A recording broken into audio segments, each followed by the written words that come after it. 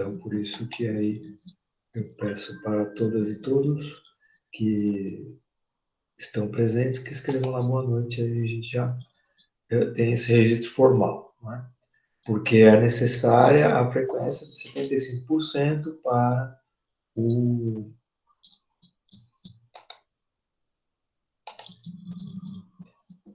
aproveitamento total Boa noite. do curso. Boa noite, tudo bem? E aí, se vocês tiverem alguma pergunta, alguma observação para fazer, podem fazer pelo áudio, né? E podem... Boa noite. Desculpa, é a primeira vez que eu uso. Onde eu escrevo? Então, no computador... Eu estou no celular. No celular? Eu agora no celular não sei. Paula, você sabe onde é o celular? Tem um botão com 3 pontinhos, aí a senhora vai em mensagens na chamada. Obrigada. Eu também estou no celular e também não sabia. Obrigada. Obrigado, Gabriel. Geralmente eu uso o computador, né, para reuniões, para aulas, e aí não sabia. Obrigado, Gabriel. Então, aí vocês já estão, né, visualizando. Isso, já vou falar, Robson. Então, sejam bem-vindas e bem-vindos. Aí vocês já estão visualizando o primeiro slide do nosso curso. E a gente vai tratar, né, um pouco, de forma resumida, né, é um curso de difusão, ou seja, para dar, né, os primeiros passos, né, em uma forma, né, mais geral dos aspectos teóricos e práticos básicos da biogeografia urbana. Eu pertenço ao Departamento de Geografia, da Faculdade de Filosofia, Letras e Ciências Humanas, da Universidade de São Paulo, e este curso está dentro, né, do projeto, né, de cursos, né, de forma de pacote, digamos assim, né, que é a realização do Inverno FEFELESH 2021. E nós temos quase 70 cursos, tivemos cerca de 52 mil inscritos, né, e quase 5 mil vagas. Né? Então, né, isso demonstra que houve uma grande procura, e agradeço, né, a presença de vocês. E, infelizmente, né, a gente acaba limitando um pouco, né, por questões, né, didáticas, né, pedagógicas, não dá para aceitar todos os inscritos. Né? Mas isso é um indicativo de que a gente, né, deve, então, se preocupar em propiciar, né, o oferecimento desse curso em outras oportunidades. E nós estamos gravando as aulas, e essas aulas, né, quem agora, né, me escuta ou me vê, né, no canal YouTube da FEFELESH USP, eles ficam à disposição. Mas assistir às aulas, né, pelo canal do YouTube não configura, né, a frequência no curso, né, porque a modalidade é remota e a presença, né, a aula é fornecida de forma síncrona.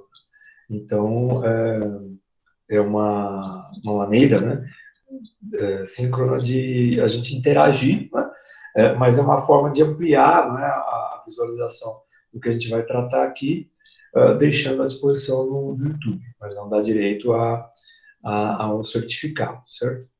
Então, isso é um esclarecimento que deixo aqui registrado. Essas aulas, então, ficarão à disposição posteriormente aí no canal do YouTube. Muito obrigado, Paula. A Paula Faria, que está pondo no chat o link do nosso canal, da FEFELESH, ela é estudante de Geografia e é a monitora da disciplina, né, de Biogeografia, da turma de Biogeografia que eu ministro, e já, né, fez o curso. Então, ela está aqui para nos auxiliar, e agradeço, né, muito o auxílio dela hoje, né, durante o curso, e também na disciplina, que começaremos, inclusive, quarta-feira, que daqui a pouco eu vou falar da programação. Né? Então, e vocês podem até notar que eu tirei essa fotografia, né, e hoje que eu estava ampliando aqui para pôr que eu reparei que tinha uma árvore aqui voando, né? Então, nem tinha, na hora que eu tirei a fotografia, eu nem tinha reparado nisso. Então a gente encontra seres vivos na cidade que muita gente às vezes não percebe. Né? E essa é uma planta, né, que é uma figueira, né, do gênero ficus, que caiu a semente aí, por algum motivo ela conseguiu se desenvolver, né, e está em cima aqui do poste. Né? Então a gente tem essa interação de lugares, né, inusitados que a gente pode achar que não tem vida, mas tem vida nessa paisagem urbana.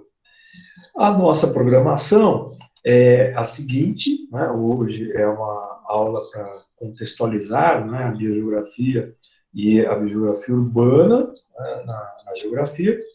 A segunda aula, que é amanhã, técnicas de campo laboratório de biogeografia. Daqui a pouco eu falo de quarta-feira. A terceira aula, características, né, principais da flora e fauna, como a gente pode encontrar, né, a vegetação e os animais na cidade. E a quarta aula, biodiversidade e serviços ambientais no ecossistema urbano, que a gente pode chamar assim também, a cidade, e a apresentação dos resultados da prática de campo. Por que eu estou dizendo isso, né, que agora que eu vou explicar? Porque, infelizmente, né, nessa modalidade remota, que tem, né, uma recomendação, né, importante, né, da gente evitar até todas e todos estarem, né, completamente imunizados, e também estruturas, né, que possam atender, né, a todas e a todos e ficarem em um distanciamento seguro, com um ar, né, circulando, enfim, vocês estão sabendo tanto quanto eu, porque a gente fica escutando aí, né, as especialistas, né, enfim, a gente não vai ter uma prática de campo, né, que na edição de 2019 a gente fez na própria cidade universitária, que o curso foi dado de forma presencial. Mas, como na quarta-feira, inclusive, eu acabei de comentar que eu darei a primeira aula, porque hoje se inicia o segundo semestre na USP, da graduação, então eu dou aula na quarta de biogeografia, dessa disciplina para quem está no bacharelado em geografia. Então, eu vou, ao final da aula, sugerir algumas observações que vocês façam para que no dia 20, né, que infelizmente talvez não dê para todo mundo falar muito, mas só para dizer o que observou, o que não observou, o que ficou em dúvida. Né? Então, por isso que amanhã, né, na verdade, eu vou falar, não hoje no final, amanhã um pouco mais a respeito disso quando falar das técnicas, tá bom? Então, a forma que também é voluntária, né, essa prática.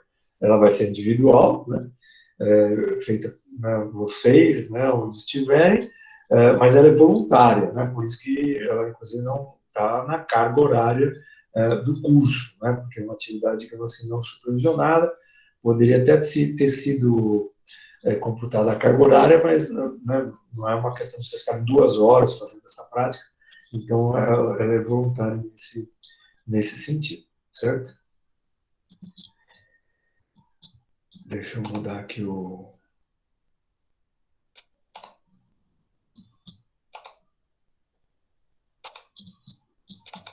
Espera aí que o meu computador tem hora que...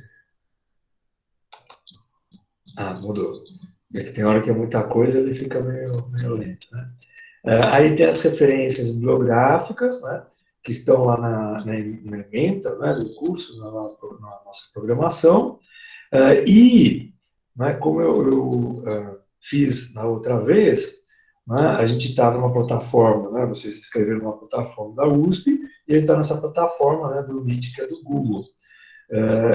E as aulas, né, vou usar, né, os slides aí que vocês estão vendo, mas nem sempre dá tempo de anotar, ou tem, né, se passou o celular e tem que anotar, enfim. Então, todos esses slides, eles ficarão à disposição, disponíveis para vocês, né, nesse site. Né? Então, esse é um site, eu só vou parar de compartilhar para mudar de tela aqui, para mostrar para vocês, né, esse site. Deixa eu voltar aqui. Aliás, que eu não precisava parar de compartilhar, é só mudar a janela, desculpa. Também vou aprendendo. Já vai carregar aí para vocês, né?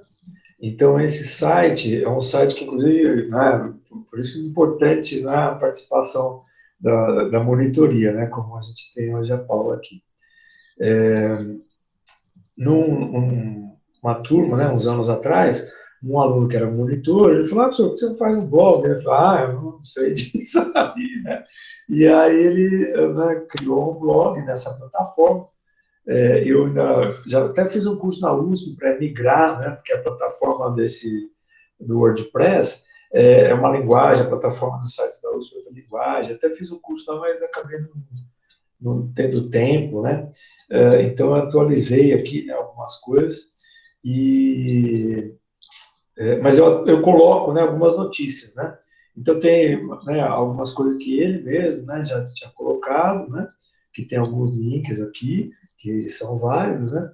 E eu coloco, de vez em quando, algumas notícias, né, relacionadas à área de biogeografia, né, como essa última aqui, que tem dois sites, National Geographic e a revista Galileu, né, repercutiram, né, encontraram, né, filhotes de uma espécie que é extinta, né, na natureza de forma natural, né, chamado leão das cavernas. Né.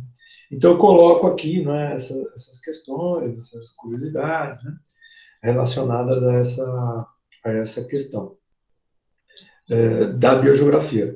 Então, é nesse site que eu vou colocar lá à disposição de vocês, né, esse material, que aqui, para descer, vai ser muito, né, porque está os posts mais antigos, né, mas não vai chegar em 2019, que vai ter muitos aí. Mas, enfim, então lá, né, nesse blog, né, deixa eu voltar aqui, para não precisar copiar esse page 2 aqui. Deixa eu copiar aqui, vou colocar no chat, né? Quem quiser, né? Nem precisa copiar agora, basta ir com o cursor aí de vocês, clicar em cima no chat, né? E aí vai abrir uma janela e depois vocês favoritam essa janela, né? Salvam essa janela no navegador que vocês usam. E aí, então, né, eu vou deixar à disposição de vocês essa. Vou voltar aqui para a apresentação. Eu mudei de página, mas a entrada é a mesma, né? Então, é nesse site que estará todo esse material. E por que eu vou deixar aí, né? Porque é uma plataforma que é aberta, né? Eu ainda não fiz essa migração, né? Inclusive, até na época era uma plataforma gratuita, agora eu tenho que pagar um tanto por ano aí, mas tudo bem, está valendo o investimento. Mas não se assustem com o tal do ponto .com, né? Então ele tem o ponto .com aí, mas não é nada pago. Eu aqui, né, faço o financiamento da plataforma, né? E vai estar à disposição, então, aí as aulas, quem quiser baixar o arquivo em PDF, né? Inclusive, né, aí nessa primeira aula, a gente vai ter à disposição também a programação. Mas quem quiser também pode entrar lá no site do Apollo para olhar. Então, vamos lá. Então, na parte, digamos assim, organizacional e formal do curso, né, já conversamos. Então, a partir de agora, a gente vai começar o conteúdo. Né? Então, eu queria, né, primeiro instigar vocês, né, a pensarem um pouco, né, na palavra, né, porque eu não sou da área, né, da palavra, mas eu sou da Faculdade de Filosofia, Letras, né, e Ciências Humanas, né, Geografia e Ciência Humana, mas já que a gente está na Faculdade de Letras também, né, é sempre importante a gente, né, resgatar o valor do significado das palavras, né, mesmo que a gente não seja, né, da área específica. Mas o bio, né, é um prefixo, né, que fala da vida, né, da biologia. O que é a biologia? O estudo, né, da vida. E a geografia seria, né, o estudo, a interpretação do espaço. Né? Então, né, assim, de uma forma bem simplificada, né, numa primeira aproximação, a biogeografia vai estudar justamente, né, e entender, interpretar como essa vida se distribui no espaço, né, na tridimensionalidade, certo? E essa vida tanto, né, a vida que a gente vê, né, a olhos nus, né, ou seja, né, visível, né, a olho nu, quanto aquela invisível também, né, inclusive né, essa nefasta pandemia que o mundo está enfrentando, né, de um vírus, né, de uma modalidade, né, de ser vivo das mais simplificadas em estrutura, né, mas causa, né, o que tem causado. Né? Então, a gente não pode nunca menosprezar, né, nenhuma forma de vida. Mesmo as mais simples são importantes na natureza. Então, não tem um julgamento de valor, aquela que é mais complexa, o que lhe serviu que é maior, é o mais importante e é o que deve ser valorizado em detrimento dos outros, né, seres vivos. Então, a gente tem que ter essa noção. E não é, aqui, né, a gente tem uma lagarta, né, entendendo que a vida, né, ela também tem diversas fases, né, como aqui, né, essa lagarta, né, com certeza já virou, essa é uma foto antiga, né, já não deve existir mais, né, mas virou uma borboleta ou uma mariposa. Né. E aqui a gente tem, né, um jetibá, né, que até hoje está vivo, porque tem mais de 1000 anos, né, em torno de, né, 1000 anos, que são uma idade aproximada, que fica no Parque Estadual de Massununga, em Santa Rita do Passa Quatro, no interior do estado de São Paulo. Né? Aliás, agradeço, né, se tivermos aí cursistas, né, de outras cidades, de outros estados, então um aspecto, né, que a gente ganha nessa modalidade remota, aumentar, né, a abrangência geográfica, das pessoas não precisarem se deslocar ou terem condições de se deslocar para São Paulo, para fazer o curso. Então, por isso que eu estou falando, né, que é no interior do estado de São Paulo. E aqui, né, ela estava sem folhas porque é um período que ela perde, né, essa espécie perde as folhas, que é um jequitibá. Né? E aqui, né, aves. Aqui, alguém conhece essa flor? Pode escrever ou falar aí. Alguém já viu essa flor?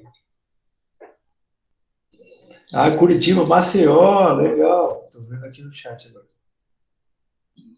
Alguém arrisca dizer de quem é essa flor?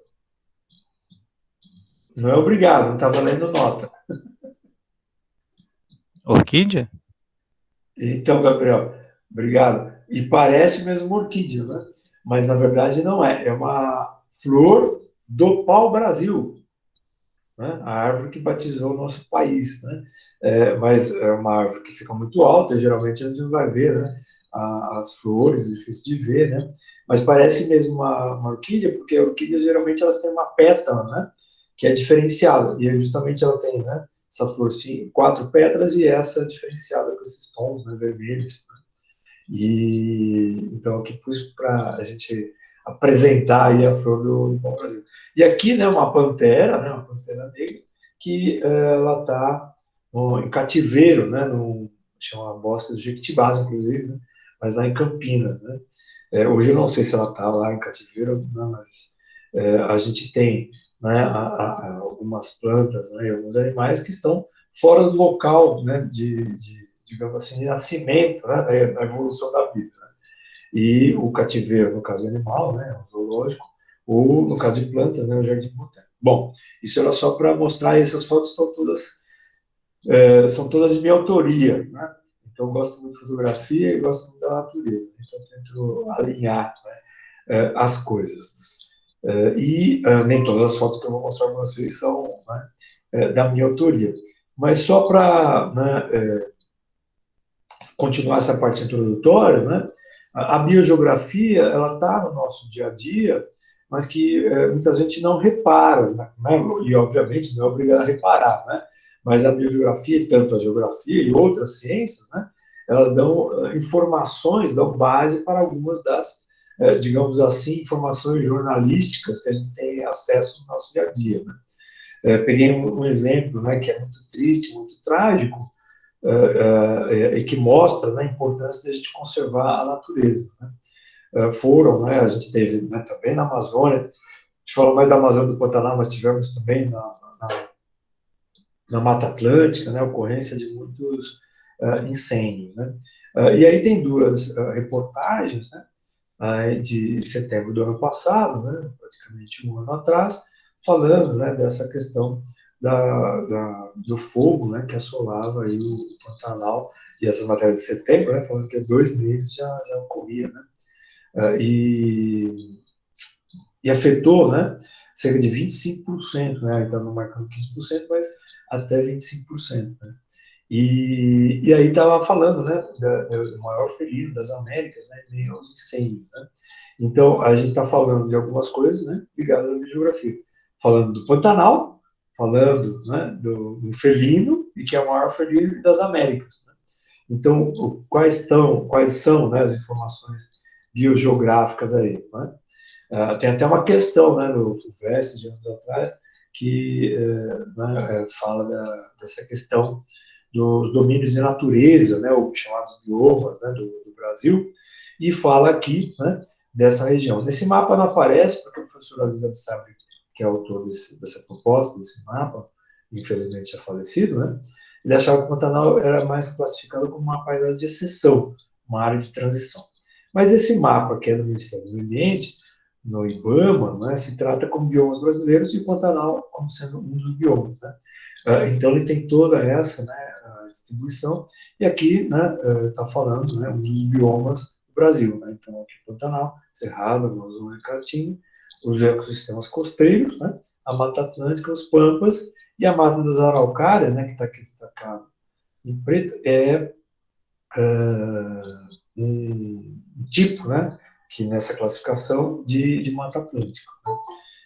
Opa, deixa eu só atender aqui solicitação de alguém chegando aqui. Boa noite, Marcos, seja bem-vindo. Nós estamos já no curso aqui, pode ir acompanhando. Peço para que você só escreva boa noite aí no chat para registrar a sua presença. Então, aí continua, né, a matéria aí falando, né, e aí comenta, né, que é a maior concentração de onças pintadas do planeta, né, uma das áreas que foi afetada, né. Eu não sei se vocês acompanharam pela mídia, né, inclusive o resgate, né, de alguns animais que estavam, né, com as suas patas queimadas, né, tentando fugir, né, do fogo, mas passando por áreas que já estavam quentes, né, que o fogo tinha já passado, mas estavam quentes, né. Não sei quem tem gato em casa aí, né, mas os felinos se caracterizam por ter essas almofadinhas, digamos assim, né, nas patas, estão vendo aqui, né, toda essa área, né, queimada, né, o animal sendo reidratado, né, e aí depois ficou um tempo, né, em cativeiro para se curar, né. Inclusive uma característica também, né, das unhas que elas são retráteis, né, no caso dos felinos. E aí, por que vem essa informação aqui? Né? Porque justamente vem, né, dessa área de distribuição. Né? Lembra lá de uma das manchetes, né? O maior felino das Américas. Né? Então, a gente, né, tem nesse site que é da União Internacional para a Conservação da Natureza, que lista as espécies ameaçadas de extinção, né? Coloca aqui, né, a área de distribuição, né, que é em inglês, né, chama de jaguar, mas que a gente, né, também tem em espanhol, e também se chama, né, onça pintada aqui no português, né. E aí a gente tem essa ampla distribuição, né? Então ela ocorre em toda essa área, né, que a gente vê aqui de cor laranja, né, vocês conseguem ver, indo até a América do Norte, né? Então, grande parte da América do Sul, América Central e América do Norte. Então, por isso que ele é considerado, né, o maior felino das Américas. Né? E aí, né, comentando, né, esse Parque Estadual Encontro das Águas, né, que é uma unidade de conservação, e que, né, a área dentro dele, né, que está aqui a distribuição dele, aí estou pondo a setinha na imagem errada, desculpa. A gente vê, né, as áreas, né, do parque e a passagem, né, do fogo afetou, né, muito dessa área. Né? E também terra indígena. Né?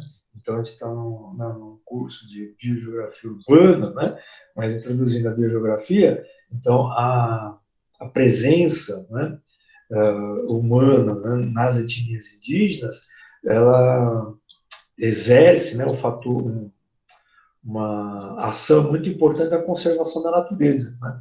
Então, os territórios indígenas, né, são importantíssimos, né, porque né, a manutenção da etnia indígena preconiza, né, a manutenção do seu modo, né, o seu gênero de vida, que exige um território, porque há, né, uma exploração desses recursos que existem nesse território de forma sustentável, o que a gente chama hoje de forma sustentável, né? Mas essas etnias já têm esse conhecimento milenar. E então o fogo também, né, infelizmente aqui nas fotografias, né, a gente vê que atingiram, né, também terras indígenas, né? E essa matéria, só para terminar essa questão, né, do Pantanal, essa matéria, né, está comentando, né, como a fumaça das queimadas do Pantanal, né, chega a Santa Catarina, né? Então a gente, né, nessa imagem aqui, né, o Pantanal está mais ou menos por aqui, né, e as correntes, né, de vento, e que demonstra, né, que toda a questão, né, do entendimento, né, da interpretação desse espaço que a geografia faz, né, nesse caso aí a climatologia, também junto com a meteorologia, né, mas que também tem essa visão sistêmica, né? Então isso também é importante, que algo que pode acontecer, né, distante pode afetar as pessoas, né, que estão distantes. E a biogeografia, né, como a gente está vendo, né, infelizmente, na atualidade, também está ligada à questão da saúde humana. Então, tem uma reportagem, né, aí repercutindo um resultado de uma pesquisa científica, que esse artigo foi publicado em 2018, falando da questão, né, de como, né, espécies de tatu podem ser, né, agora agentes, né, de transmissão da hanseníase, né, da lepra. Então fizeram esse estudo aí no Nordeste, né, e publicado numa revista internacional, né. E por que isso tudo é importante para a biogeografia, né, que envolve a saúde humana? Porque, né, tem população e tem, né, a área de distribuição dessa espécie, né, uma das espécies, né, de tatu, né, nesse caso aí. Então, as espécies, né, estão ligadas também à nossa presença, e a nossa presença está ligada às espécies, né? Por mais que as pessoas, né, tentem se desconectar, se descolar da natureza, né, as pessoas enquanto sociedade, eu digo, né, de forma geral, mas isso é um caminho que é muito equivocado. E aí a distribuição, né, mostrei aquele mapa, que é um estudo feito no Pará, né, mas que o Pará está, né, aqui mais ou menos por aqui, e toda essa área aqui, né, em laranja, é a área de distribuição dessa espécie, né, de tatu. Então, também é uma espécie, né, no continente americano. E aí tem, né, as outras informações explicando aí a distribuição, né, das populações, as diferenças que tem aqui, né, dentro dessa área de distribuição. Então, por isso, né, que a biogeografia também é importante. Bom, falei bastante da biogeografia. Agora eu vou falar onde ela se encaixa, né? Ela se encaixa na geografia física, né? A geografia é o estudo, né, a interpretação desse espaço, e a geografia física é aquela que estuda os elementos bióticos e abióticos. O que é isso, né, na natureza, né? São, né, as partes que não são vivas, né? Então, a água tem seres vivos, mas a água em si, né, não é viva. O clima pode ter, né, animais voando no ar, por exemplo, né? Mas a gente, né, o clima não é vivo. Então, a parte abiótica, né, é estudada, né, pela climatologia, né, que a gente vai ver, e as outras áreas. E a parte biótica são, né, todos os seres vivos, né, principalmente aí os animais, né, que a gente está acostumado a olhar, a visualizar, né, olho nu, e as plantas, né, mas todos os seres vivos estão aí. E quem começou a estudar, né, a biogeografia foi um alemão chamado Alexander von Humboldt, que inclusive fez, né, a viagem aqui para as Américas, né, para estudar. E aqui tem, né, uma pintura dele aqui mais novo, né, aqui já em idade avançada, né, faleceu com 90 anos. E pensar numa pessoa que viveu, né, entre os séculos 18 e 19, chegar nos 90 anos, né, é um grande feito. Ainda mais tudo de viagem, né, arriscada que ele fez. Né? E aqui, né, mostra né, as paisagens, as plantas, né, e dando essa importância, né, desse geógrafo alemão, e que fez essa viagem, né, e conheceu, né, essa parte aqui do continente sul-americano, né, e passou, né, pelo México também, pela Ilha de Cuba, né, e aí voltou, passando pelos Estados Unidos, né, e voltou para a Europa. Tanto que ele é tão importante, né, que em 2019 foi feito um evento, né, marcando, né, os 250 anos, né, de nascimento desse geógrafo, né? E foi feito justamente em Quito, né, que foi um dos lugares que ele passou, né, e ele estudou, né, o Chimborazo, que é um vulcão, né, e que tem, né, uma distribuição de plantas, enfim. E aí, por isso que foi feito lá o evento, né? E aqui tem a, a viagem dele, né? Quem gosta, né, de naturalista, né, tem vários livros aí dele, sobre ele, né, muito interessantes. Essa parte eu vou pular, que é mais técnica, acho que é mais importante, essa aqui que resume mais, né? A biogeografia, né, então, é um dos ramos, né, da geografia física, né, como a climatologia, a geomorfologia, a hidrografia, ou hidrogeografia, ou hidrografia, ou hidrologia, a microclimatologia e a edafologia, né, ou geografia dos solos. E ela precisa, né, por causa do prefixo, né, que eu chamei a atenção no começo, de aportes, né, das ciências, né, biológicas, né, como a biologia, a botânica, a ecologia, a zoologia, né? Então, é por isso que ela está, né, no que a gente chama de geografia física, né? Vou apressar aqui, porque senão a gente não vai conseguir falar tudo que tem programado hoje, né? E aqui, só reforçar, né, que a nossa ligação, não é, com a natureza, ela vem desde que nós, né, aliás, desde nossos, né, antepassados hominídeos, né, espécies aí dos hominídeos, né, existiram no planeta, né? Então, essa ligação, né, e a influência dessa ação antrópica, né, ou seja, das sociedades humanas, né, na natureza, fez também com que algumas distribuições geográficas fossem modificadas, né? Por isso que a gente encontra hoje na cidade plantas e animais que já existiam aqui antes, né, de, por exemplo, né, chegarem os europeus e começarem a formar as cidades, e a gente tem também as plantas e animais que, né, diversas, né, sociedades humanas foram mudando de lugar, ou seja, elas não chegariam, né, em determinados locais se elas não fossem levadas, né, pela ação humana. Então, por isso que, né, a gente tem uma ligação, inclusive, né, a domesticação, né, de animais e cultivo de plantas, né, que né, a nossa espécie, né, aí configurada nessa história evolutiva, né, dos hominídeos, que é a nossa espécie agora, né, o Homo sapiens sapiens, né, que é uma subespécie, é que a gente, né, chegamos onde chegamos por um resultado, né, de todo esse processo evolutivo e dessa interação com plantas e animais, que muitas vezes, né, a gente esquece e vai se distanciando, né, e muitas pessoas conhecem só o leite da caixinha, né, nunca viu como, né, produzido leite, não conhece nem ao vivo com a vaca, no caso se for, né, leite de bovino, né.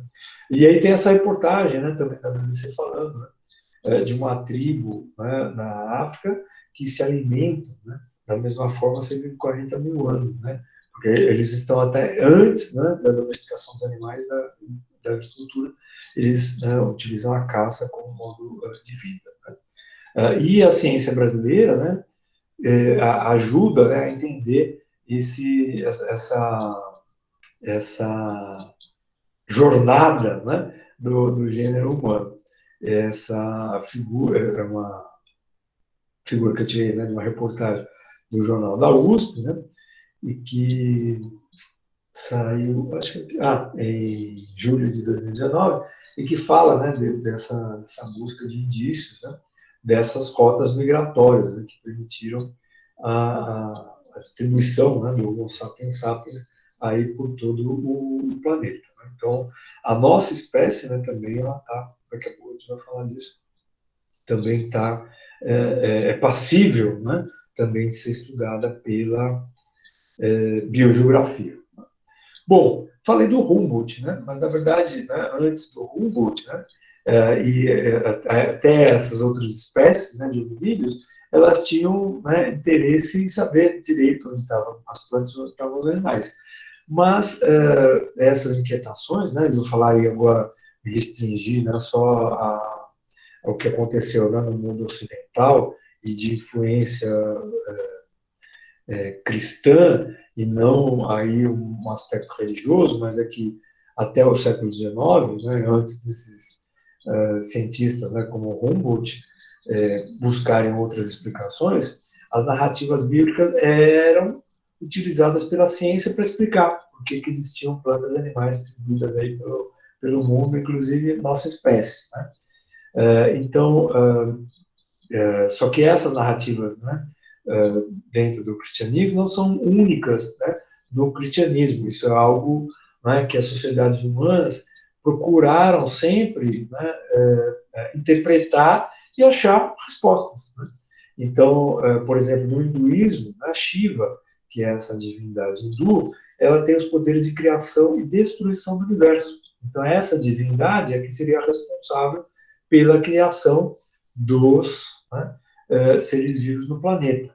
Ou, né, para dar um exemplo, né, de uma etnia ameríndia, né, esses indígenas, né, que, né, viviam onde hoje é o México, eles acreditavam que essa divindade, né, que está representada nessa ilustração aqui, Kauimari, era responsável, né, pela vida de todos os seres vivos. Né?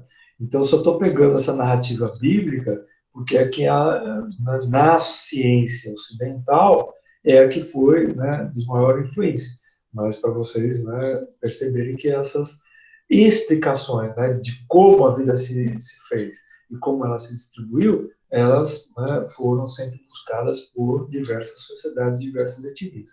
No caso, né, dessa influência cristã na ciência até o século XIX, vem, né, do livro de Gênesis falando, né, da existência, né, do jardim do Éden, onde existiam, né, todos os animais, todas as plantas, e aí foram, né, criados os dois primeiros seres humanos. Né? E essas duas figuras, né, feitas em épocas diferentes, elas ilustram essa, né, cena que também é narrada, né, uma das narrativas bíblicas, né, conta essa cena e mostra o Jardim do Éden. Né?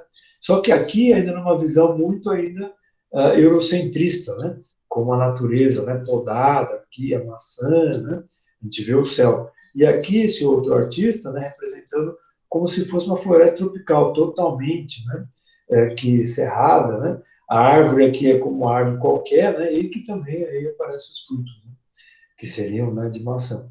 E a informação, né, que é fortemente afirmativa de que já se sabia, né, da existência da América, né, que foi em 1504, é a ilustração de um papagaio. Já que Jardim do Éden, né, seria um paraíso, o paraíso seria mais próximo como uma floresta tropical, e o papagaio, né, as araras, aves, né, muito coloridas, tudo. Então o artista resolveu, né, que era uma ave que estava muito ligada a essa exuberância da natureza. Né? Então esse foi o primeiro momento, né, dessa explicação aí que a ciência, né, passou a dar o nome de criacionismo, né, que vale para o que eu falei para os indígenas, né, mexicanos, quer dizer, que viviam, né, onde que hoje é o México, e também para outras religiões, né, ou seja, é uma divindade, uma deidade que vai criar, né, essa vida e vai se distribuir. Né? Mas na narrativa bíblica, continuando, fala, né, da existência do dilúvio, né, e que aí, né, os animais terrestres, né, um casal de cada animal foi resgatado para não morrer, né, afogado por causa do aumento, né, do nível do mar, E depois, né, na segurança narrativa, a Arca de Noé, quando param as chuvas, né, e o nível da água vai diminuindo, a Arca de Noé, ela toca o solo, né, no Monte Ararat, e aí do Monte Ararat é que as plantas, né, os animais, desculpa, que estavam resgatados na Arca de Noé vão se distribuir, né? Então essa também é uma explicação que, digamos assim, imperou por muito tempo, né? Dentro da ciência, né? E olhem aí, eu não estou fazendo nenhum julgamento de valor em relação à religião, não estou perguntando a crença religiosa de vocês, e nem estou falando a minha, né? Só estou falando dessas narrativas bíblicas, porque elas influenciaram a ciência nas explicações da origem da vida e como ela se distribuiu. E, no caso, né, para terminar sobre a nossa espécie, né, seria, né, o terceiro momento de distribuição geográfica da nossa espécie, né, quando, né, dessa narrativa bíblica está falando da Torre de Babel, e que, né, os grupamentos humanos, né, foram se distribuindo e cada um falando uma língua e, né, se desenvolveram usando plantas e animais também de forma diferente. Né? Mas não quer dizer que até o século XIX ninguém tinha preocupação em entender, né, as plantas e os animais. Então só vou mostrar aqui, né, dois nomes aqui, que é Aristóteles, né, que a gente já conhece por causa da filosofia, mas que ele também observou, né, animais e sugeriu, né, uma classificação de animais, né, na Grécia Antiga, aí, que a gente está, né, falando aí, né, de, né, 300, 400 anos antes de Cristo. Né?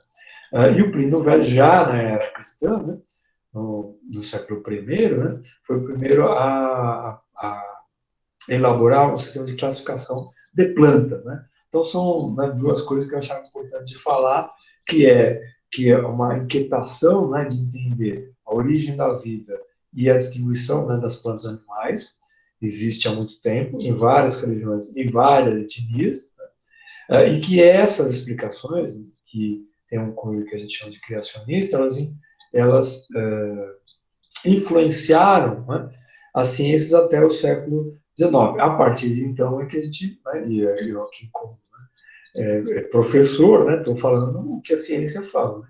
Então, a partir de então, é que houve o descolamento, né, e a ciência começou a pesquisar e encontrar evidências, né, e provas, né, e indícios, e estabelecer uma outra narrativa, né, descolada dessas outras, né, interpretações, que não são desvalorizadas, porque, né, a sociedade humana não tem só ciência, né?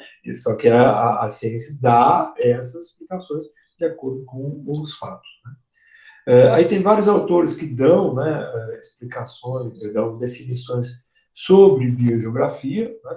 E isso também é importante dizer, né, que a ciência vai fazendo um acúmulo, né, de conhecimento, então esses conhecimentos vão sendo, né, juntados, digamos assim, né, com o passar do tempo. E aí uma delas, né, que eu acho bem interessante, é essa do professor Meazza, que é um biogeógrafo espanhol, que fala, né, que a geografia dos seres vivos, dos sistemas e paisagens bióticas, né, ou seja, com os seres vivos, né, que eles configuram no meio ambiente, então uma interação com a parte abiótica, né, que a gente falou lá no começo, e avalia as relações interativas, né, que há, né, interação entre eles, que estabelecem entre os seres vivos e os hábitats, né, o ambiente, e tem características fisionômicas, estruturais, enfim, entre outras partes. Né.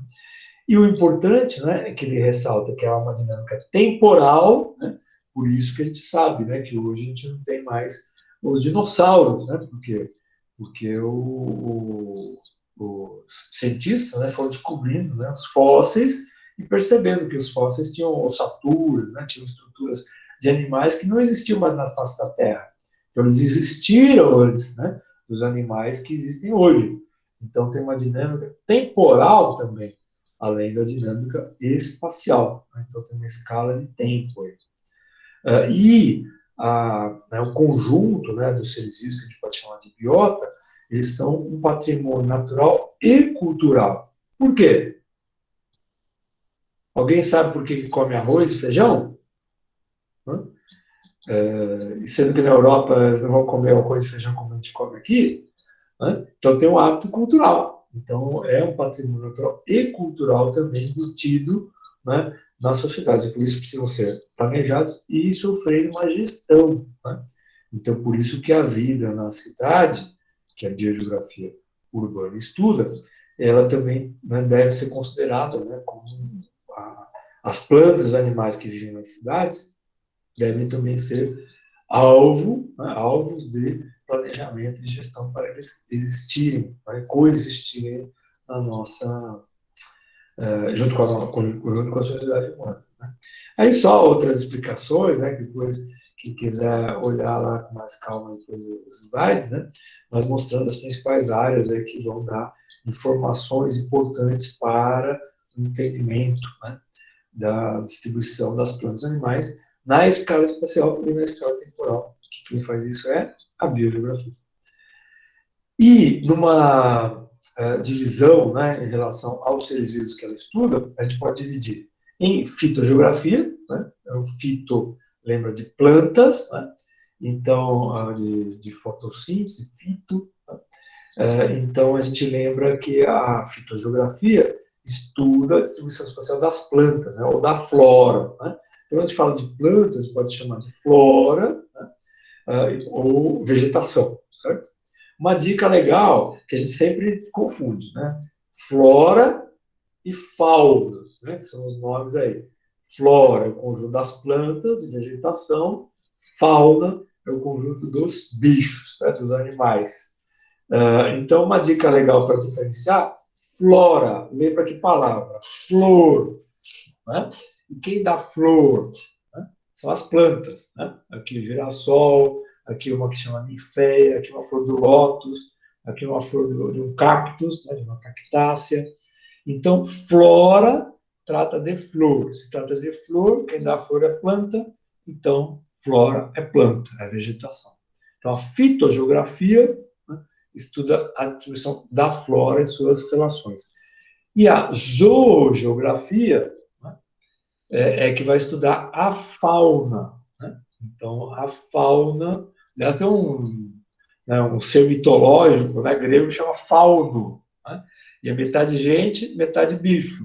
Então, se vocês, né, quiserem lembrar dessa figura mitológica, né, o fauno, metade gente, metade lembra de bicho. Então, bicho é fauno.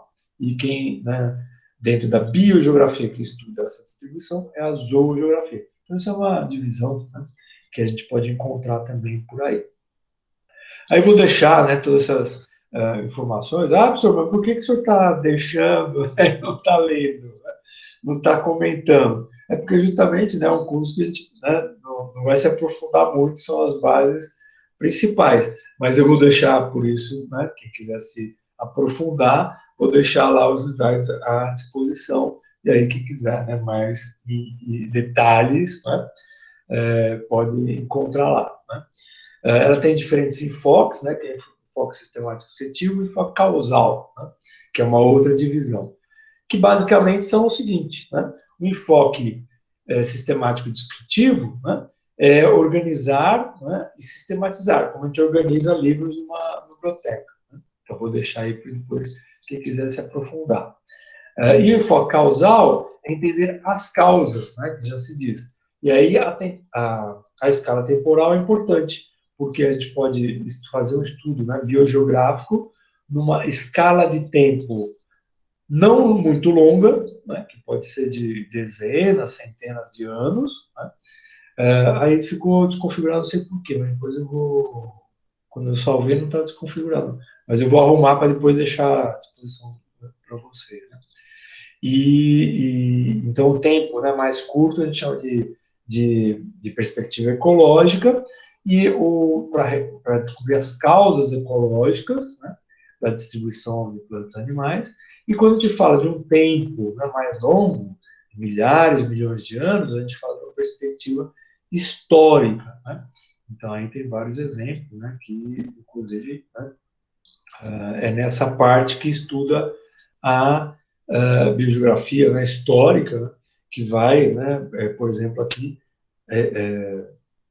voltar, né, a 60 milhões de anos, né, quando a gente teve, né, uma uma espécie, né, que é a espécie que deu origem às espécies, né, do gênero do cavalo, né, atual, mas que na época tinha, né, 40 centímetros, né, de altura, né?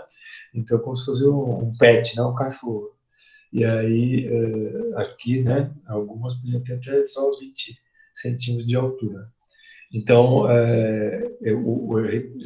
esse enfoque causal procura entender, interpretar a distribuição, né, dos seres vivos atual com base nos seus passados, né, e os passados de milhares e milhares de anos. Bom, então, basicamente isso, né, que a gente pode falar da biogeografia de forma bem rápida. E ela tem várias divisões, que eu não vou também poder falar de outras todas, né, como biogeografia histórica, eu já falei, mas tem a biogeografia insular, tem a biogeografia ecológica, tem a biogeografia sistemática descritiva neoceana, enfim. Mas tem uma outra que chama biogeografia cultural. Por quê? Lembra lá dessa definição do professor Meadza, que era, né, patrimônio natural e cultural? Então, existe a biogeografia cultural, que ela vai justamente estudar qual foi, né, a influência, né, da sociedade humana, que a gente, né, chama de ação antrópica, né, da ação humana, que levou a modificar, né, a distribuição dos seres vivos. Né? Então, a gente tem a divisão em biogeografia agrícola, biogeografia urbana, que a gente vai falar daqui a pouco.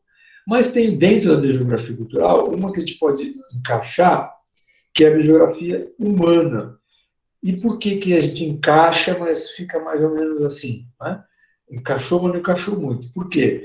Porque, né, eu não vou filosofar aqui, né? Então não vou se dizer se é para o bem ou para o mal, né, do nosso planeta, mas o fato é que a nossa espécie, Homo sapiens sapiens, é a única espécie no planeta que tem o poder de modificar o ambiente do jeito que a gente tem. Nenhuma outra espécie tem. Então, é difícil a gente colocar a nossa espécie apenas como uma espécie biológica. E o apenas aí não é um julgamento de valor, menosprezando as espécies biológicas, né? E nem estou falando que as espécies, outras espécies que não a nossa, são deploráveis, são burras, enfim, né? Não estou fazendo um demérito, né? Inclusive tem espécies, né, de seres vivos, de primatas não humanos ou de outros mamíferos ou de insetos que são altamente, né, complexas as suas organizações, como por exemplo a abelha, né, a Apis mellifera, que vive em sociedade, né, constrói a sua residência, digamos assim, armazena o seu alimento e tem um sistema de comunicação por dança, para mostrar a orientação e a distância de onde está a flor para ir lá pegar o pólen, né, e o néctar. Então, não é nesse sentido, né, que eu estou dizendo isso. Não é uma comparação, mas é dizer que, em relação a todas as outras espécies, né, a nossa é que mais tem esse potencial de transformação. E, por isso, é difícil, né, de entender o comportamento biológico da nossa espécie sem falar do aspecto cultural. Mas, mesmo assim, a biogeografia humana, né, faz, né, essa tentativa. Então, ela trata da evolução do homem como espécie, apesar de ser muito difícil, né, de se relacionar sem o aspecto cultural. Né? Inclusive, né, alguns estudiosos, né, já indicam que a gente está, né, em termos a vida no planeta, né, tem a classificação, né, dos milhares, né, milhares de anos, bilhões, né, de anos que o planeta tem de história e milhares de anos, bilhões de anos, né, milhões de anos que a vida tem, bom, até, né, milhões e milhões que tem aí de história de vida no planeta. Mas, né, esse tempo, né, esse período recente que a gente chama de Holoceno, alguns cientistas já têm chamado de antropoceno, né, que é a idade, né, dos humanos, né, é o período dos humanos, porque, né, seria justamente essa época, né, que a gente está vivendo no planeta, que a humanidade tem essa força, né, e essa estrutura de modificar o planeta. Né? E aí deixo esse link, né, que vocês vão ter acesso ao PDF, né, ao slide, e aí podem ir lá visitar esse site que é do Smithsonian, né, o Instituto Smithsonian, que é dirigido a esse site a justamente comentar, né, essa questão da evolução, né, da nossa espécie, né, ou seja, quais foram, né, as espécies ancestrais antes de a gente chegar na nossa espécie. Toda espécie biológica tem um passado evolutivo, certo? E aí tem a biogeografia agrícola, que é a biogeografia que vai estudar justamente como a ação antrópica ela modificou a distribuição geográfica de plantas e de animais com a finalidade, né, de desenvolver o cultivo, né, das espécies de planta ou a criação de plantas ou a criação de animais, né, ou as chamadas atividades silvo-agropecuárias. Né? O silvo aí vem de silvicultura, que é o cultivo das espécies florestais, né, o plantio das árvores, né? E todas as outras espécies, né, que são plantadas, que a agricultura, né, trabalha, e a pecuária que envolve, né, a criação, né, de animais, né, como falei agora há pouco, né, do gado bovino, caprino, né, os suínos e por aí vai, né? Ou seja, o porco, né, cabra, bode, né, e o boi e a vaca. Né, a criação para, né, a ovelha, por exemplo, tirar a lã também, né? Então, várias utilizações, né? Enfim, né, isso, né, acontece. E como, né, todo o avanço tecnológico da humanidade foi, né, modificando também essa questão cultural, né? Então, vocês sabem de onde é originária a batata, que eu falei agora há pouco, que aí o europeu não come arroz e feijão, come a batata?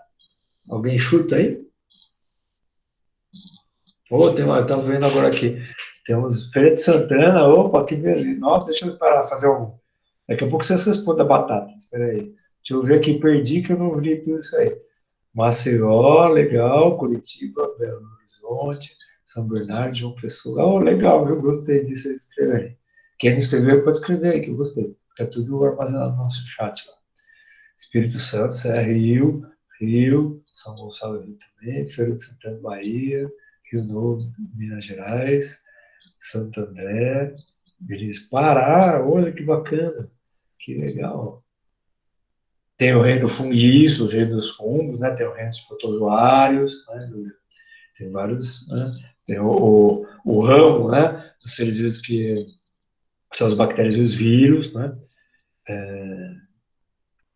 América, Cristina, né? Que é o repetente desconhecido. Cristina escreveu América aqui. Peru, isso mesmo. Aí, Americana também tem gente. América do Sul, isso mesmo. Suzano, sejam bem-vindos e bem-vindos, hein? Adorei, está interestadual. Legal. Que bom isso, fico muito contente. E, então, é isso que vocês escreveram. É do continente da América do Sul. Então, a batata só foi entrar na culinária vinda da Europa, da América para a Europa. Né? Só foi entrar na Europa depois que a América foi descoberta. Então, o que eles comiam antes eram outras coisas, né? Então mudou o hábito cultural porque descobriram uma cultura que era já plantada aqui, que era consumida aqui. Então isso, né, a gente pode falar de várias outras espécies. Né? Então isso é um exemplo, né, que a biogeografia agrícola ela tenta dar conta, né? Quem escreveu aí a origem, por favor, escreva. Obrigado pelas respostas aí da batata. E aí chegamos na biogeografia urbana, né? Demorou, mas chegou. Mas achei legal, né, dar esse contexto, né? Que raio que é esse negócio da biogeografia urbana, né? Então, falando um pouco de geografia, falando de biogeografia, agora chegando na biogeografia urbana, né? Por quê? Porque nesse, né, percurso histórico aí, né, temos até um aluno aí de arquitetura e urbanismo, né, que estava conversando, a gente teve, né, a passagem, né, da maneira de vida, né, de nômade para sedentário, né, o grupamento, né, humano passou a ser sedentário. E aí se começou, né, a agrupar, né, várias pessoas E aí, né, com o passar do tempo, né, esses agrupamentos, né, se tornaram o que a gente, né, chama de cidade, o que a gente chama de paisagem urbana. Então, a gente tem, hoje, a gente tem, né, cerca de 56% da população global do mundo vivendo nas cidades. População urbana. A ONU, né, são dados da ONU. E a previsão é que daqui a 9 anos, ou seja, 2030, né, tá aí pertinho, essa população vai ser de 60%. Então, né, são as contas aí, vamos arredondar aí, para ficar fácil, né, que a gente está em 7 bilhões de pessoas pelo mundo, sei lá, a metade seriam 3,5, né, então mais de 4 bilhões de pessoas, né, vivendo nas cidades, né, então mais da metade da população daqui a 9 anos. Então, a todas, né, uma gama aí de consequências para isso, que não é o caso da gente falar muito agora, daqui a pouco eu vou introduzir a parte da paisagem urbana. Mas, então, a biogeografia urbana, né, ela vai interpretar, vai entender essa presença de plantas, de animais que se adaptaram ao ambiente urbano. Por que se adaptaram? Por que eu estou falando se adaptaram? É porque eles, originalmente, né, esses seres vivos, viviam na natureza. Eles são obra, né, dessa evolução, né, de milhões e milhões, milhões e milhões de anos, da evolução da vida no planeta. Então, quando as cidades foram surgindo, algumas plantas e alguns animais passaram a viver nesse ambiente urbano, viver nessa cidade, viver nessa paisagem urbana. Mas não era o natural, né? Por isso que a gente fala que se adaptaram, certo? E alguns não, né? Alguns, né, não vivem, né? Não conseguem viver aí na cidade. Né? Aqui tem uma outra, né, explicação aí sobre a biogeografia de forma geral, vocês dão uma lida aí, né, dos avanços que ela teve. Tem uma importância, né, muito grande a biogeografia dentro do cenário acadêmico, né? Então tem várias pesquisas, né, sendo feitas não só, né, pelo pessoal da geografia, por quê? Porque tem biogeografia, né? Então a gente tem, né, biólogos, biólogas, ecólogos, ecólogas, né, outras profissões das ciências, né, ligadas à vida, né, de forma geral, fazendo estudos biogeográficos. Então, não é uma exclusividade da geografia. E tem vários, né, periódicos, né, revistas científicas aí pelo mundo que publicam resultados de biogeografia, mas tem esse Journal of Biogeography, que é o mais importante do mundo aí, da área de biogeografia. Né?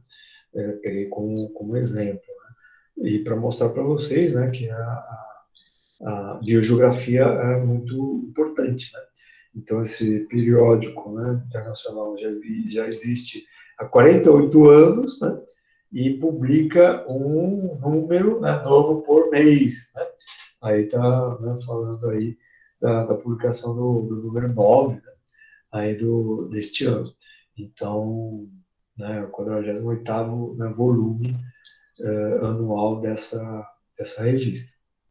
Então, né, essa área é muito, né, desenvolvida, muito importante, né, como ciência, e, né, procura contribuir também no estudo das plantas e animais nas cidades. Né?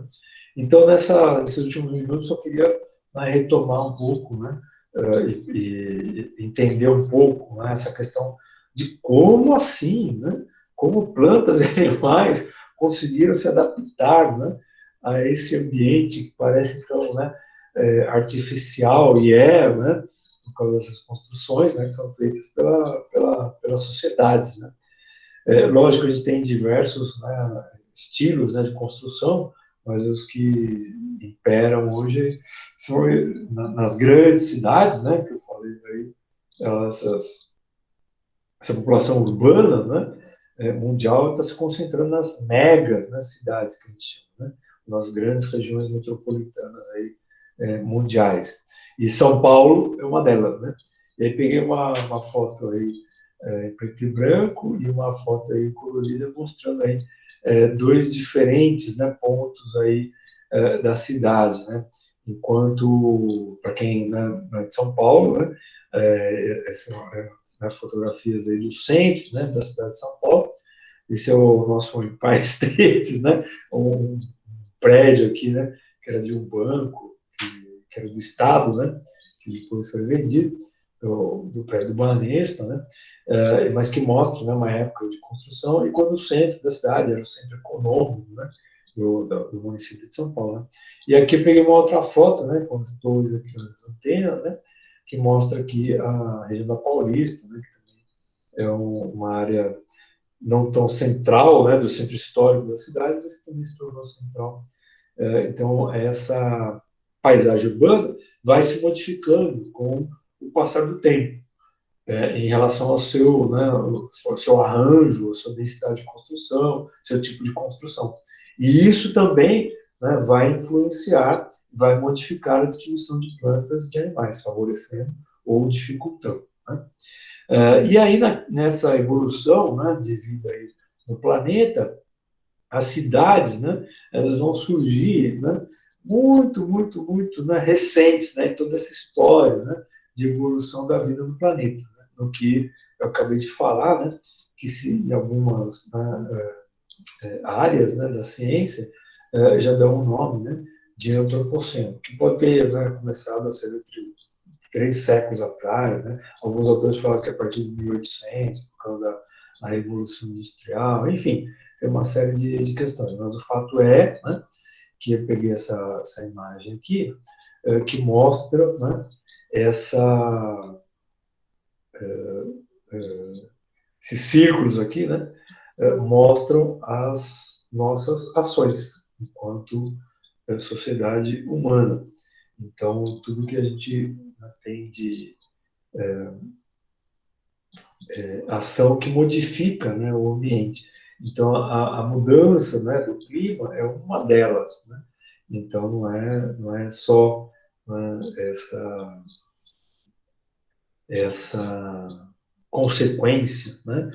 Hoje, por exemplo, né, tem estudos que a água, aliás, vou tomar água aqui, estava até esquecendo, fico aflito com o tempo, fico aflito de falar o que eu quero falar, e até acabou de esquecer de tomar água. Mas quando eu entrei na USP, a médica que faz o exame de garganta, né, de cordas vocais, para saber se está com as cordas vocais boas para virar professor, para ser efetivado, professor. E aí a médica que fez o exame falou, está tudo bem, mas tome água toda a aula, porque para a senhora ver alguma coisa errada. Não, não, é recomendação. Lá.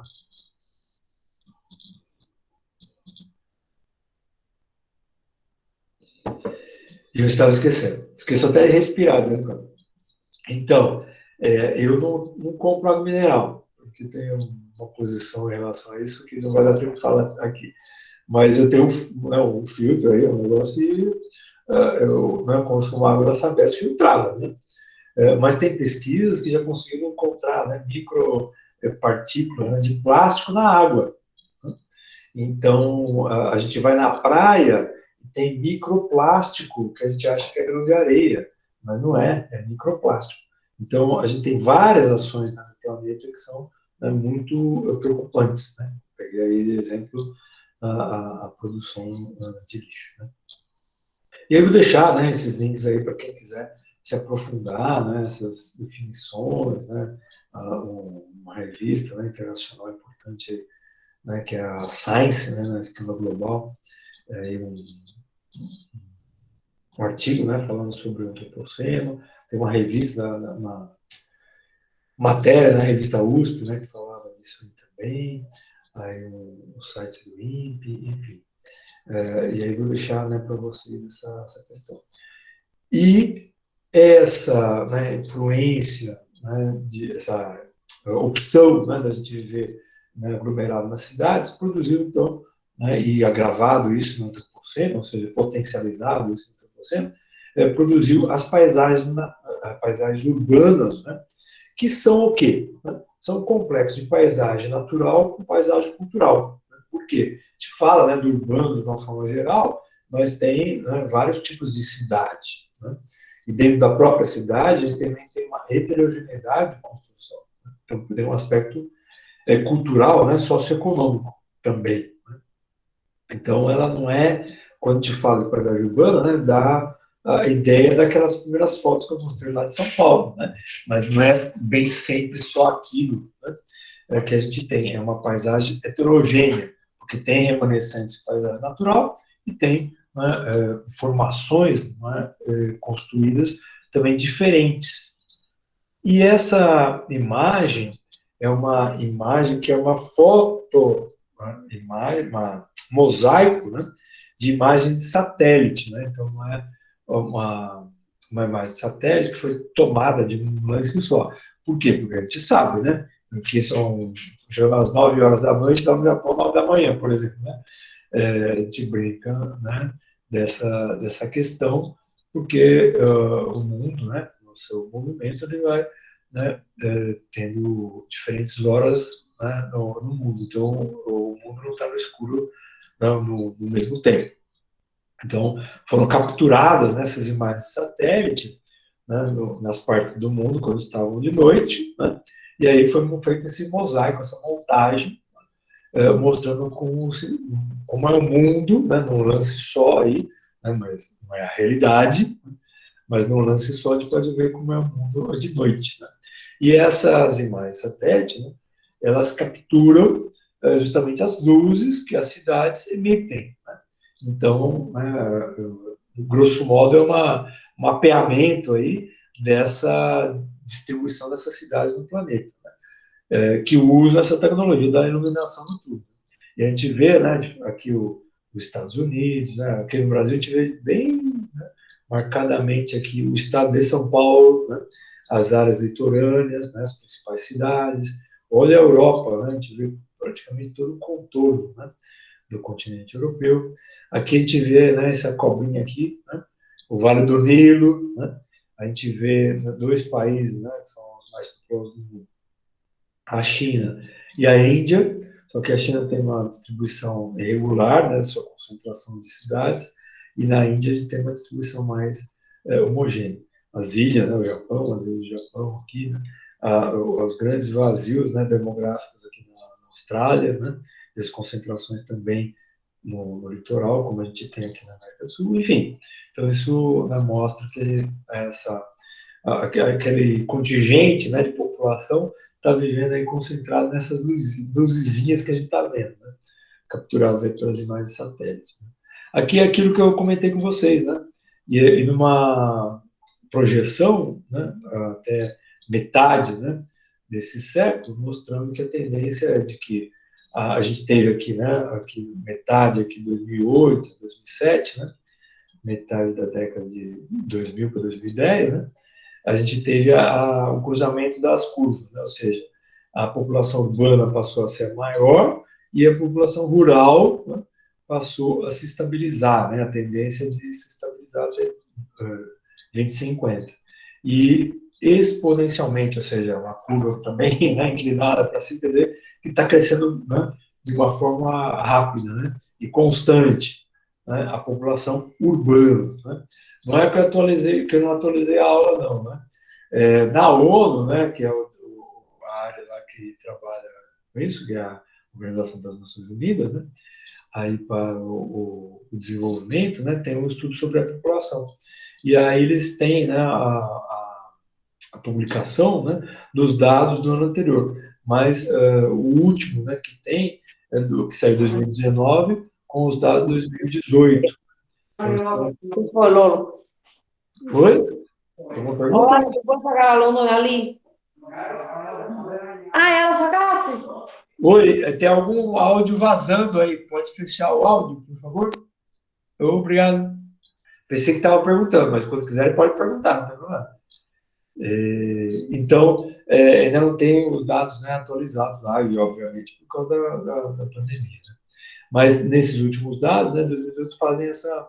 Por isso que eu arredondei para 56 aquela hora, que já aumentou, né?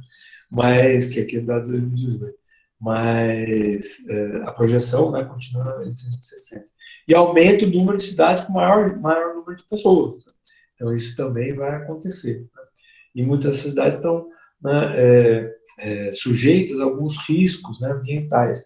Então, esse estudo aí coloca, né, que eles consideraram, né, as cidades aí com mais, né, de 500 mil habitantes, né, e que tem, né, essas localizações, né?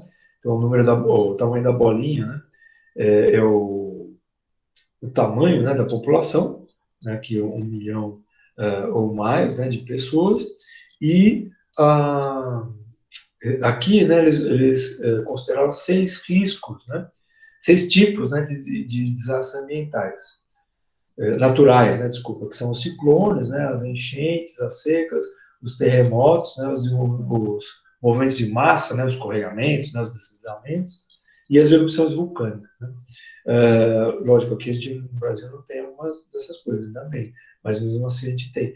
Então, a cor, né, quando tem pelo menos um desses tipos, 2, o azul 1, o verde, né, 2 e 3 ou mais, aqui o laranja. Aqui, ó, Santiago do Chile, né, que outras cidades, por causa do terremoto, né, infelizmente, né, o Haiti teve recentemente, muito triste, né, e tsunami, né, então, o tsunami não foi colocado ali, mas enfim, então essa população está, né, sofrendo algum risco um potencial, né, de sofrer algum risco de desastre natural. Ele tem, né, vários nomes aí, como megalópolis, megacidades, né, aí pelo mundo que estuda isso. Né? Aí tem uma definição, né, dos professores Cavaleiro e Monteiro, o seu Cavaleiro já faleceu, o seu Monteiro já aposentado, no departamento, né, que fala dessa questão. E que é uma ideia, né, que vem da matemática, né, que tem um cálculo matemático, é o cálculo de derivadas. Né? Então eles usaram essa analogia aí para falar, né, que a paisagem urbana, o que é? Ela é uma derivada natural. Por quê? Porque a gente acha que a natureza da cidade, né, não tem natureza. Mas tem a natureza ainda lá. Né? Infelizmente, bem degradada. A gente passa lá em São Paulo, por exemplo, né, na marginal dos rios Pinheiros ou Tietê, que são os principais, né, que tem as avenidas que margeiam, né, o curso d'água, lá é um curso d'água, mas a gente nem vê a água se movimentando, tão poluída que é, né? Mas tem uma configuração natural ainda lá. Então, a paisagem urbana é a derivada alterada natural que existia lá. Por mais que ela seja, né, artificial e construída, mas ela derivou do que tinha, né, e ocupa lá, né, esse espaço que tinha. Peguei essa fotografia, né, aérea da cidade de Chicago, nos Estados Unidos, né, que mostra que a paisagem urbana ela não é algo homogêneo. Né? Então, a gente vê aqui os prédios, né, quando a gente fala que tem muito prédio, muita edificação alta, né, a gente fala que é uma paisagem verticalizada, né, uma paisagem urbana verticalizada. E quando a gente não tem, né, tem casas, aí a gente não fala de verticalizada, porque são unidades, né, habitacionais unifamiliares, geralmente, porque, né, são no máximo sobrado, digamos assim, né, mas não tem essa verticalização como os prédios. Né. Então, a gente tem núcleos, né, que são mais verticalizados, né, com essas construções, mais impermeabilizados, ou seja, com mais asfalto, com mais construção, né, com pouca vegetação. Né. E peguei essa fotografia porque ela mostra, né, que tem neve, né, lá tem precipitação de neve, né, então a gente não vê o verde, porque eu quis destacar essa questão da construção. Né. E tem as outras utilizações, né, que a gente tem na cidade que são importantes, que é a área comercial, a área industrial, né, além da questão da residencial. Né. Então, essa é uma paisagem, né, que eu peguei como exemplo, mas que ela existe em várias partes do mundo. Né. Então, é uma paisagem que a gente chama de heterogênea. Né. Algumas paisagens, né, elas comportam diferentes momentos, né, de construção, né, como essa cidade aqui de Xangai, na China, que mostra aqui, né, o gabarito de construção, né, como dizem os urbanistas, né, então edifícios menores, né, com estilo arquitetônico diferente, e aqui eles vão ganhando altura, né, e modificando o estilo, sendo esses prédios modernos, né, espelhados, né, engraçados, enfim. Então, a gente tem diferentes momentos, né, da formação. E esses diferentes momentos dessa facilidade vão também excluindo ou incluindo vegetação, né, a flora, né, ou animais, a fauna. Então, a fauna urbana vai se adaptando. Né? Esse site tem, inclusive, quem eu não conheço, né, Xangai, mas tem esse site aqui, tem várias cidades, né, que a gente pode ver, como a gente pode ver lá tem uma plataforma que chama o Google, né, mapas do Google, e tem o Street View, né, ou seja, a visão da rua, né, que a gente pode também viajar o mundo aí onde tem, né, essa visão que eles capturaram, né. Então, mais ou menos isso, só que aqui é de alta definição, né, então você vai clicando e vai aumentando e vai ver, né, a, a cor da roupa que está, né, pendurada na janela lá, mas isso não é exclusividade de grandes cidades como essa, né? São de várias partes do mundo, né? E voltando a São Paulo, né? Então, por isso que eu, né, comentei com vocês essa questão da modificação dessa paisagem, ou seja, a paisagem urbana, a cidade no transcorrer do tempo, né?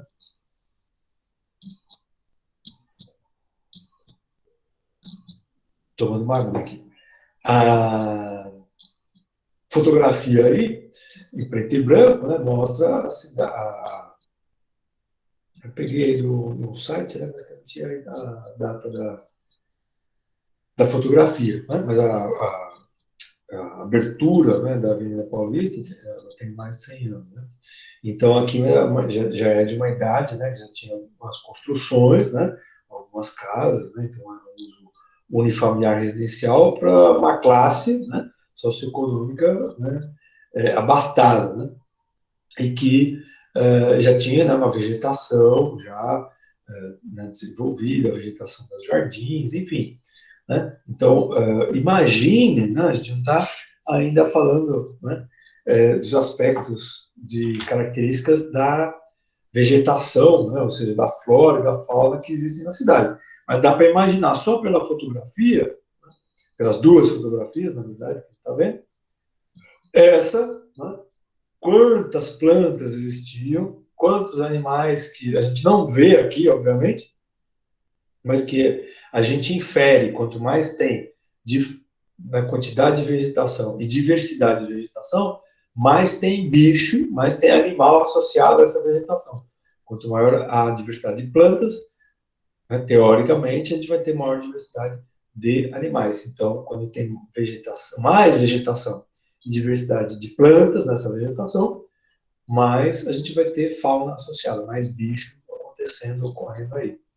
E essa, né, que a gente vê, né, nos tempos atuais, da mesma Avenida Paulista, mais ou menos no mesmo ângulo.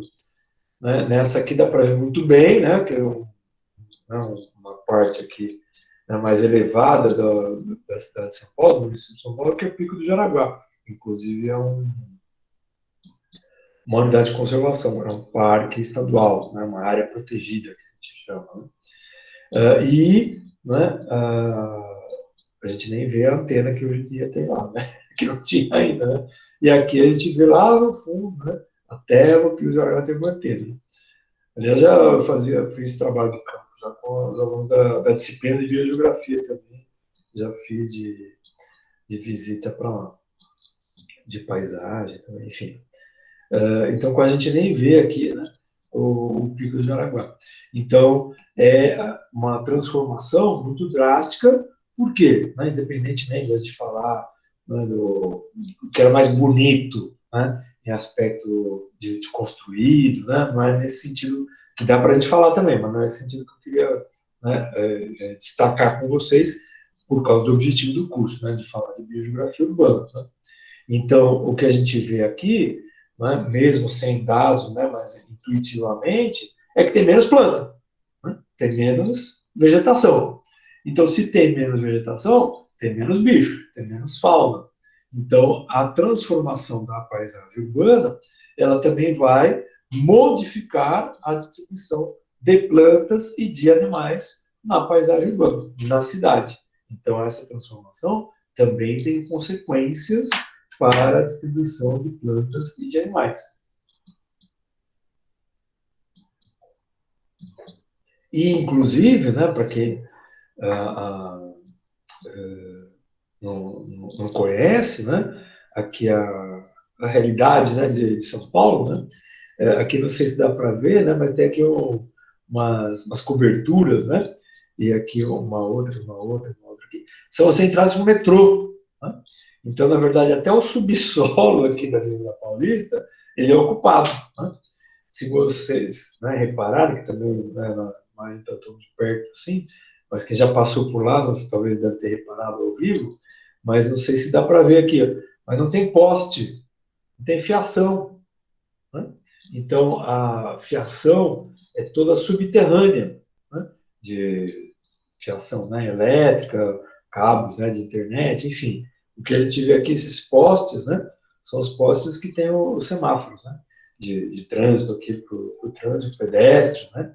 Então, aqui não tem poste. Então, a gente tem, né, uma vegetação, que é mais, né, quando tem algum espaço aí que deixaram a árvore, ou vegetação que está como se fossem jardineiras, né, que a gente chama de jardim sobre laje, né?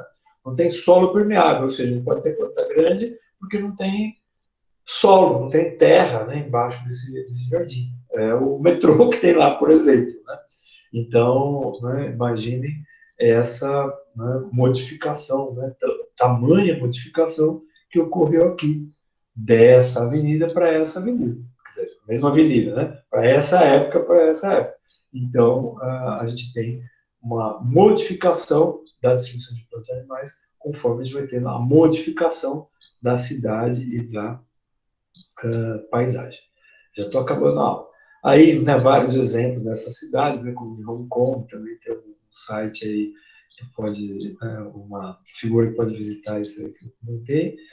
Tem autores, né, que lembra que eu falei dos biomas brasileiros, né? Eu estava falando, então, da área original desses biomas da natureza, né, sem ação própria. E tem esses autores que eles modificaram, né, essa ideia e chamaram de biomas antropogênicos, porque eles aliam o que tinha ainda de natureza com o que foi modificado pela ação antrópica, pela ação da natureza, né? E aí os usos e ocupações, né? E aí dá nisso, né? Ou seja, né, tem áreas que ainda tem vegetação nativa, tem fauna nativa, né? Ou seja, as plantas e animais ainda vivendo, né, com, né, a natureza, né, permite, mas mostrando, né, que tem áreas de agricultura, tem áreas de reflorestamento e tem áreas das cidades, né? Se vocês lembrarem um pouco aí na memória visual, né, essa área mais aqui roxinha, mais avermelhada, são das grandes cidades, né? Então a gente vê aqui, né, nessas áreas que a gente tem, né, a concentração das cidades, certo? Então, né, tem estudos aí que procuram interpretar, né, esse antropoceno, né, e interpretar esses biomas, né, antropogênicos, né. Tem sites aí, quem quiser dar uma olhada para se aprofundar. E as paisagens urbanas brasileiras, né, elas não fugiram dessas regras, né, de transformação, ou seja, de derivação da natureza para uma paisagem urbana, né? Então, há estudos que indicam que a gente está em cerca de 80% do total que vive no Brasil de população, né, mais de 200 e tantos milhões aí, né? Por isso que é importante o censo, né, para a gente realizar, para a gente ter exatamente, né, os números dessa densidade populacional, mas é um fruto dessa ocupação, né? Eu acho bem interessante os povos latinos de fala espanhola, né, aqui na América Latina, eles falam, né, da invasão e da ocupação dos espanhóis no território que hoje, né, existem essas sociedades. E a gente aprendeu aqui na escola, né, pelo menos na minha geração, que era colonização, né, porque vieram colonizar. Não era bem assim. Enfim, não vamos discutir isso aqui também, né? Mas o fato é que essa ocupação, esse, né, desenvolvimento, né, demográfico, ele foi do litoral para o interior, né? Então, a densidade populacional hoje, né, do Brasil se concentra nas cidades e nas cidades até, né, a maior parte, né, até cidades com até 100 quilômetros de distância do litoral, né? Então, aqui são dados do IBGE, do último censo, né, porque aí, né, nessas questões a gente usa o censo, o último, não as estimativas, né, com base no crescimento populacional, dá para fazer também, mas o censo é mais confiável, né? Por isso que é importante fazer, né, o último em 2010, né? E aí a gente vê, né, aqui o Brasil, né, na divisão dos municípios, e as cores, né, mais próximo do vermelho e laranja, mais escuro, são os municípios que têm maior densidade populacional. Conforme a gente vai para o laranjinha cada vez mais claro, né, até ficar um cor-de-rosa aqui quase, né, são os municípios com baixa densidade populacional. E isso, né, como esses atlas aqui do IBGE mostram, né, que é uma publicação chamada Atlas do Povoamento do Brasil, que saiu lá em 2000, né, mostra que, né, essa ocupação, né, foi prioritariamente iniciada na Mata Atlântica, e é por isso que a gente tem, né, essa realidade, né, aí de uma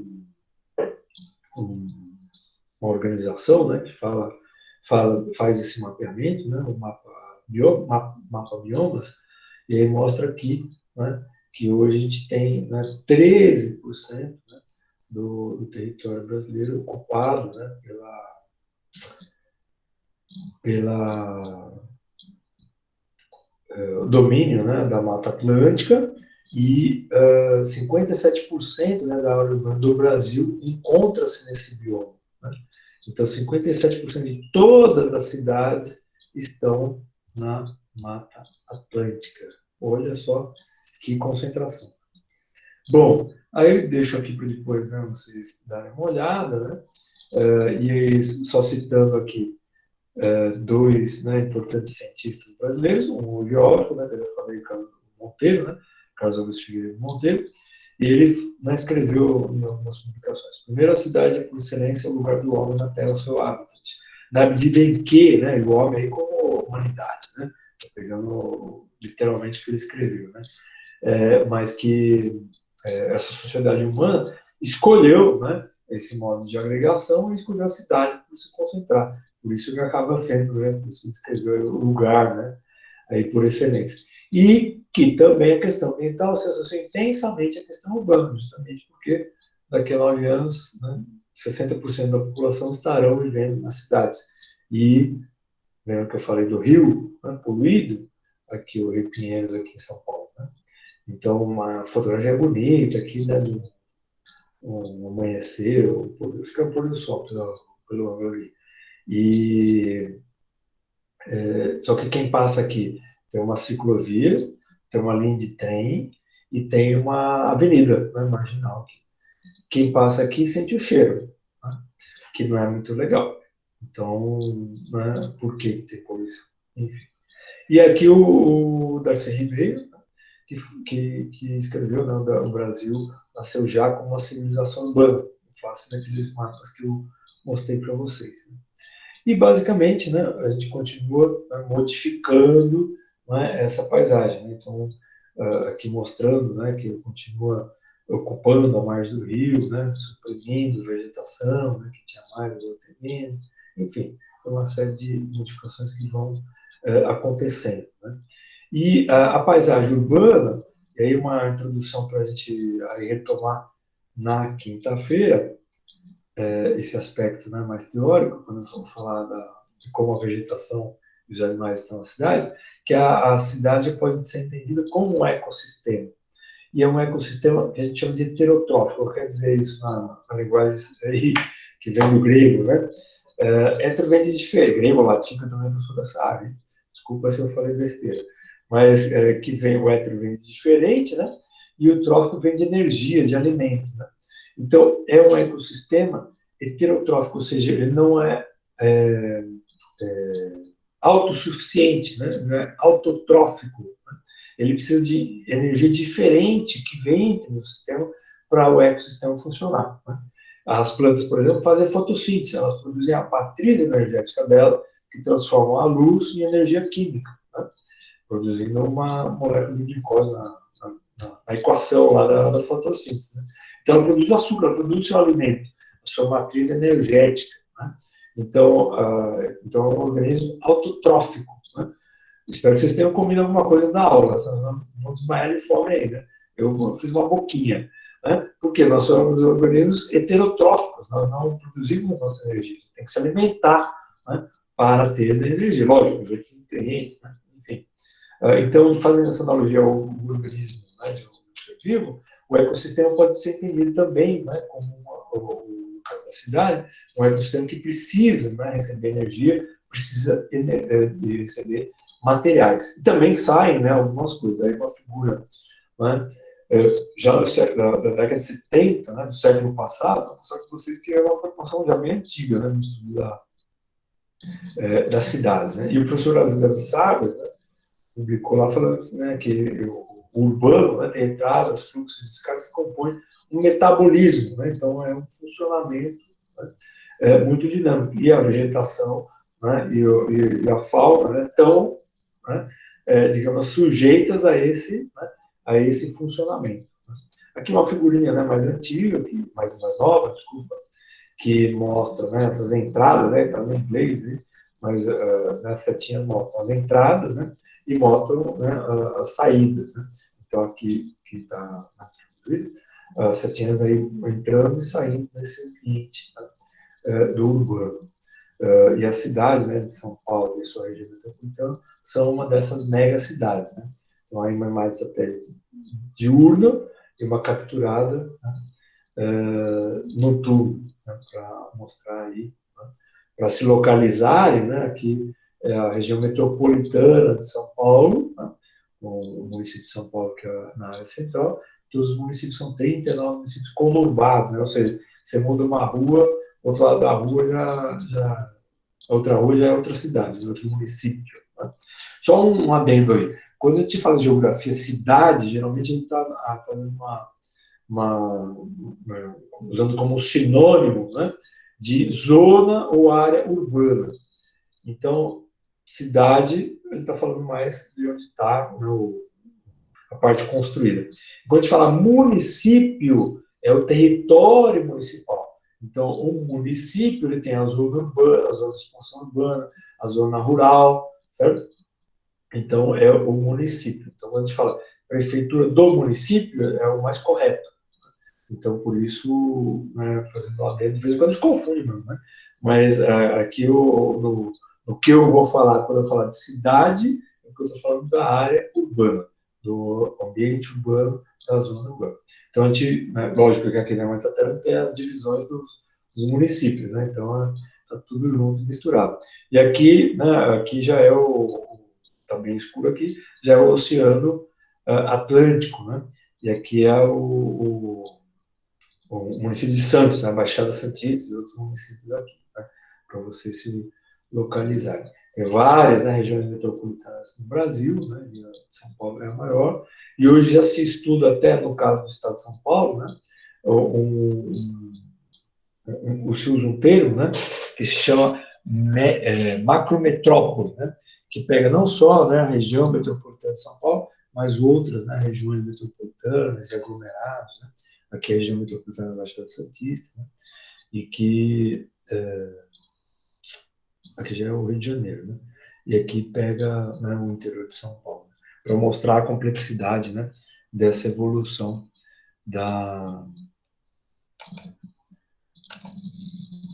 urbanização, né, em grande escala. Né. Vou parar aqui a gravação e aí eu me coloco à disposição para algumas perguntas